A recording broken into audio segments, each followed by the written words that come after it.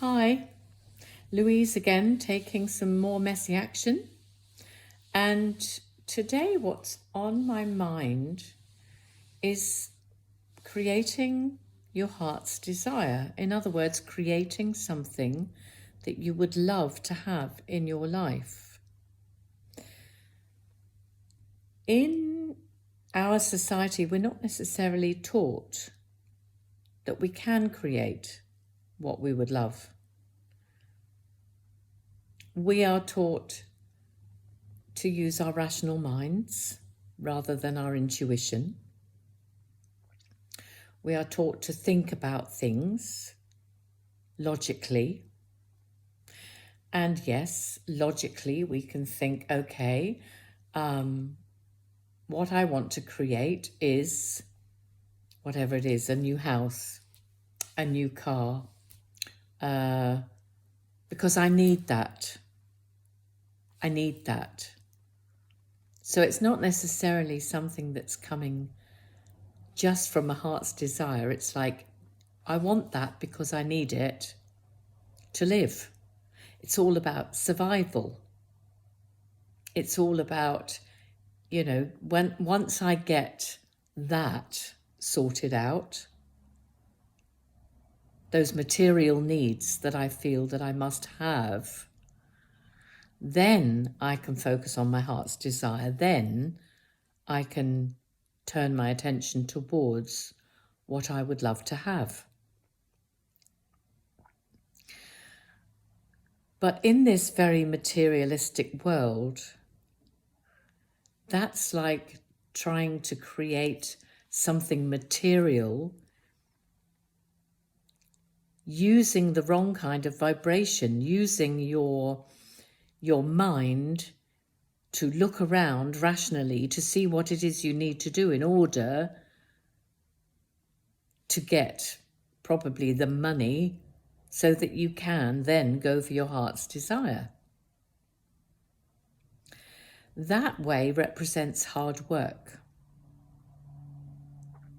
That way represents having to put your heart's desire on the back burner and go for what you think you need to do in order to get eventually what you actually want, which is just it's like a compensating strategy. You're compensating for things that you haven't got in your life that you feel you should have.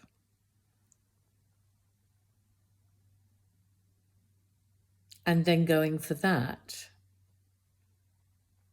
being sensible, using your rational mind. I'm not saying being sensible is not useful or sensible, but it's just that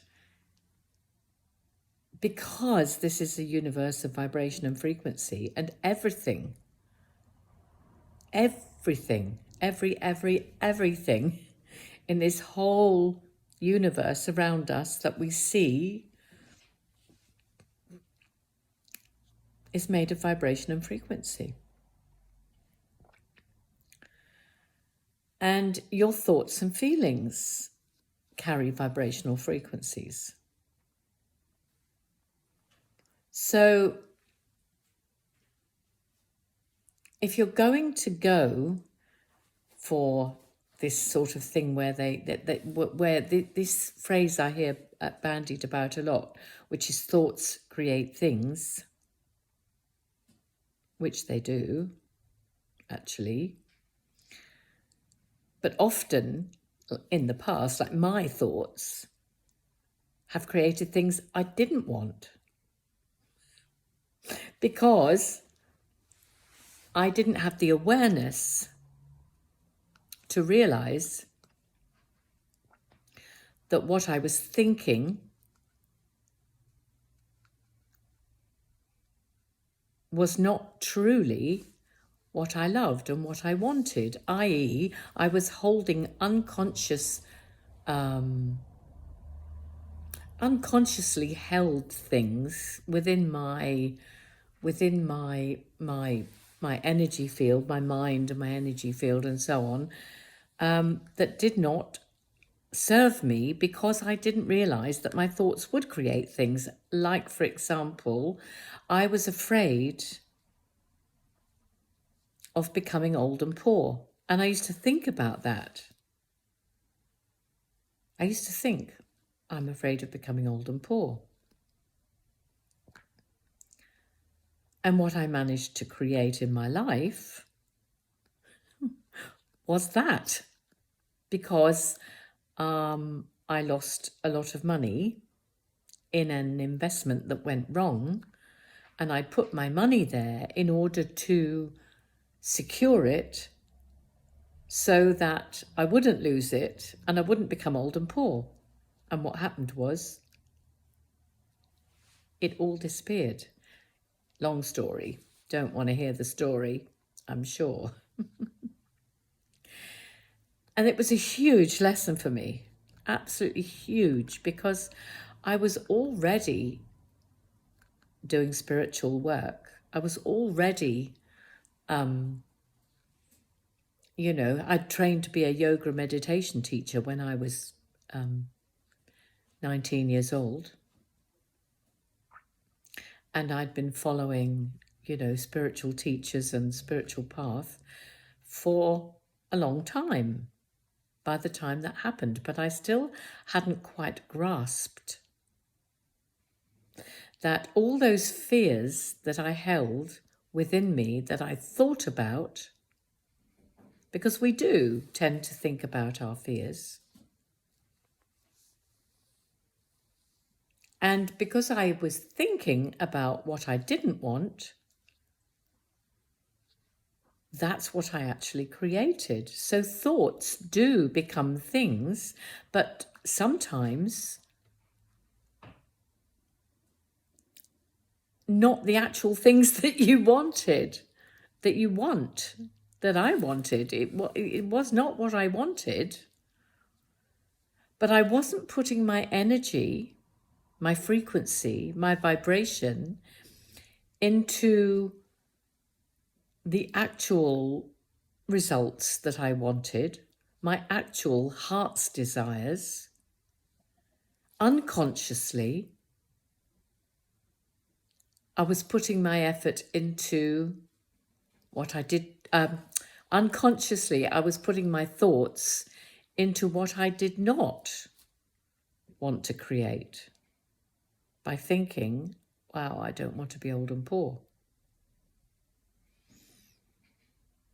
And that was a huge, huge lesson for me, to realize that where I had been putting my attention was what I created in my life. And it wasn't like I was doing it every day, thinking that and being worried about it every day, but it was there.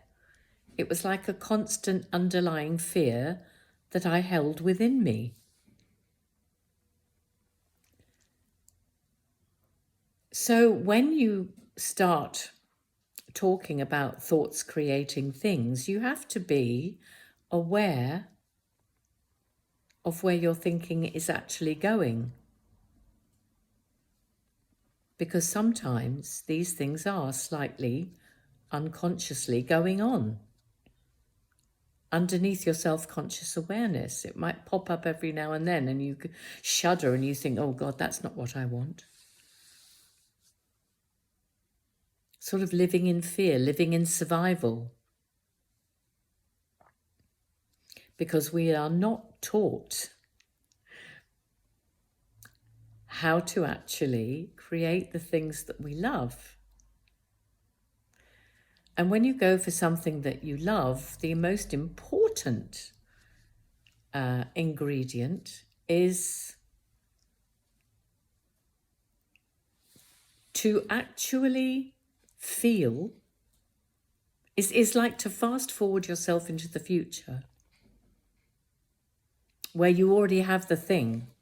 So if you fast forward yourself into the future so that you in your mind you're already there, and then you feel the emotion of that, It's the emotion of that which is going to draw the event that you would love to have in your life to you. Oh, that was my Yui boom just turning itself off. I didn't even remember it was on. Sorry. But yes, you have to live as if your desire is already a done deal. You have to make it real in your imagination, imagining that you actually have that already, imagining that it's a thing, imagining how brilliant you'll feel, how joyful, how grateful, how splendid it will feel.